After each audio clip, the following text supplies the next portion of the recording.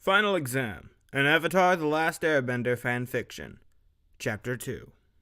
2 extra hours of training under Shi-Yun's watchful eyes had left Shiori's muscles tired and sore.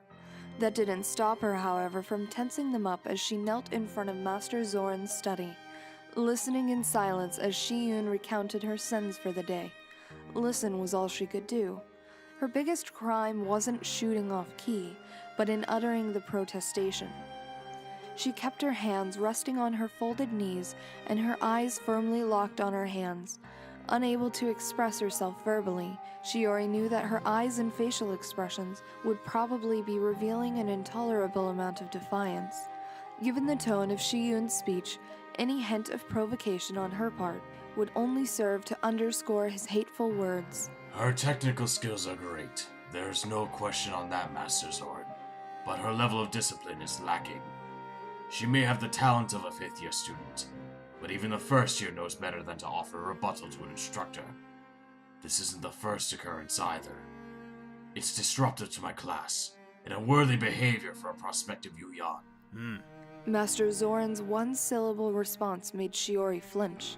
Your recommendation? That she be sent back to the 4th years. Archery skills aside, she simply does not have the attitude of a Yu-Yan. At this rate, she'll never pass the final exam. Thank you, Shi-Yun. You may leave now. Shiori kept her gaze down as the tall archer left the room. She heard a long sigh from the head instructor. Very well, Shiori. Let me see your face. Having no choice but to comply, the girl attempted to school her expression into something neutral before lifting her eyes. Unfortunately, being 14 meant that her mastery of such skills was limited. Master Zorin was the oldest Yu-Yan on the island. The Yu-Yan as a group did not have ranks, but all other instructors bowed to his experience. Shiori could see why. Although his hair was white as steam, his eyes were still brilliantly sharp. The irises were black, but the pupils and outer rims were encircled with red, as if the sun spirit had painted a bullseye onto his very orbs. His face could be compared to a hawk, long and lean with a sharp nose, and high cheekbones all set atop of a body best described as wiry. Despite his age, Zorin was a true Yu-Yan. When Shiori had been a first year, he had given an eye-opening demonstration of the skills they would be expected to learn. One of the things he had done was to pin a fly to a tree from 100 yards away by its wings, deliberately not killing it. Every time Shiori was brought before Master Zorin, she felt like that fly. I see a fire in your eyes, Shiori. Master Shi-Yun's opinion does not impress you. The student scowled. She hated the apparent ease in which Zorin could read her. The old man gave her a smile that was not entirely unkind. Talking back to an instructor was a foolish act. But you know that, don't you?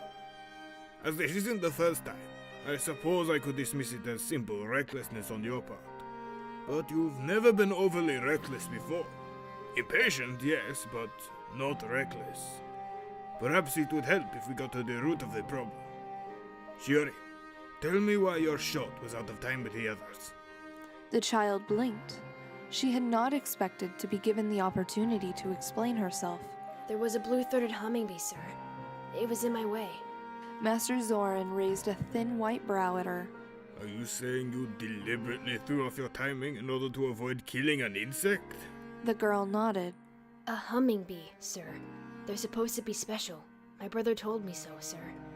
She fell silent, not wanting to reveal that it had been the memory of Kisuke crying that had stayed her arrow. The head instructor sighed, and he leaned against his small wood desk and crossed his arms before him in front of his chest, as he regarded the slight form kneeling before him. Kisuke again, huh? It takes a certain amount of talent to time your shot in order to avoid hitting such an erratically moving object. It speaks well of your skills as an archer. However, by throwing off your shot to spare the life of an insect, and by offering a rebuttal to your instructor, you've proven Shi-Yun's position as well. You don't have the proper temperament to become a Yu-Yan archer. The master straightened and moved to one of the walls in his study. The room itself was sparsely decorated. The Fire Nation insignia hung on one wall, as were a map of the world and a smaller, more detailed map of Symmetra Island. A picture of Fire Lord Ozai kept watch from the walls directly behind Zorin's desk, and some bookshelves were spotted about the room, almost as if Zorin couldn't quite decide where to put them. The wall he approached, however, was in Shiori's youthful opinion the coolest wall. Bows hung there, some simple, some ornate, but all of them Yu-Yan weapons. The white-haired instructor touched one gently with a finger, lightly tracing its arced surface. Tell me, Shiori, what does it mean to be a Yu-Yan? The girl cocked her head to one side. She shifted her gaze from the wall back to her hands. To be Yu-Yan?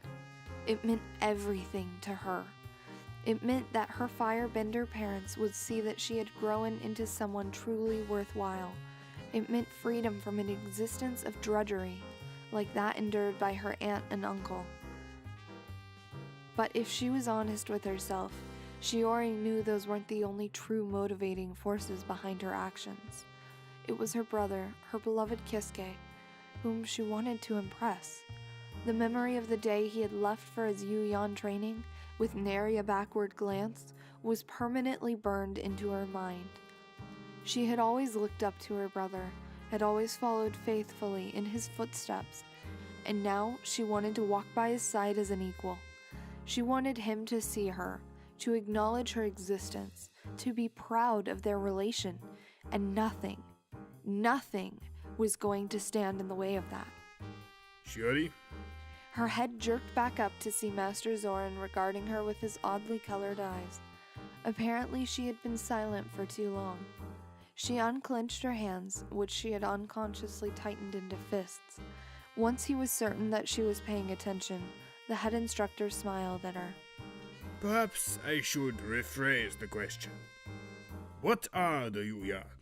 That one was easy to answer. The best archers in the world. Zorin's smile widened. Yes, but why? What makes us different from other archers? The kneeling girl's brows furrowed down as she considered the question. Zorin saved her the trouble. We are weapons, Shiori. Through training, we become one with our bows. It is simple to say, but I'm not sure that you understand what it really means. His hawk-like gaze shifted back to his wall of bows, all of them crafted by his own two hands. To become a weapon, we have to give up on certain things, one of which is our individuality. Even a common foot soldier can question his commander should he think the circumstances demand it. But we Yu-Yan are very much like our bows. Zorin's thin hands selected a weapon. None of the bows were strung. He attached the bowstring as he talked. A normal soldier will hesitate, even if only for a second, in the midst of a battle to consider his options. To kill, or to maim, or to capture unharmed. To fight, or to flee. To aim for the legs, or aim for the heart. There are an infinite amount of choices in any given situation. And while most soldiers can think quickly on their feet, such choices slow them down. Zorin completed stringing the bow. He strode over to his desk and reached behind it and pulled out an arrow fletched in red. We Yu-Yan are not affected by these concerns, because we do not consider them. We serve one commander who tells us exactly what to do, and we do it without worrying about whether or not it is right or wrong. We are weapons, Shiori. Much like this bow, we don't care who we are pointed at, or why. In a movement too quick for her eye to follow, the Yu-Yan master knocked and shot his arrow. The missile embedded itself in the wood planking beneath her knees, and Shiori felt a trickle of cold sweat run down her back as she stared at the red fletching vibrating just under her nose. She hadn't even seen the shot fired. Much of the training done here isn't just about improving your skills as an archer, but about preparing you for a life of following orders without question. We Yu-Yan are the best of the best because we give up something very precious, our conscience. Just like our bows, we are cold, efficient killers. That is what it means to be Yu-Yan. Master Zorin's red-rimmed eyes stared at the girl. She was fixated on his arrow, wide-eyed. At the moment, looking nothing like the Yu-Yan archer she so desperately desired to be, but the elderly man knew that desire alone would probably not be enough to carry her the distance, and the sun spirit help her if it did. Shi-Yun's words may have sounded harsh to you, but he is actually showing you a kindness. To become Yu-Yan when one does not have the spirit of a weapon, that would be a horrible fate. Far better for all involved if you quit when you can.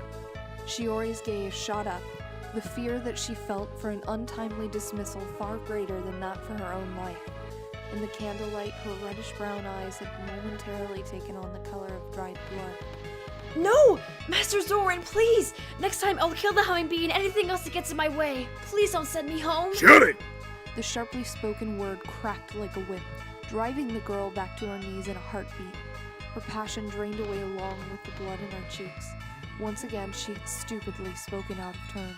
Shiori, whether or not you become Yu-Yan is a question that only you and the spirits can answer. I want you to meditate on what I have told you. Think hard about the sacrifice of spirit that you will have to make in order to achieve your goal. You can do this while you spend the next 2 weeks studying with the first years. He watched as she turned her face up towards him, easily reading the multitude of emotions that flickered across it.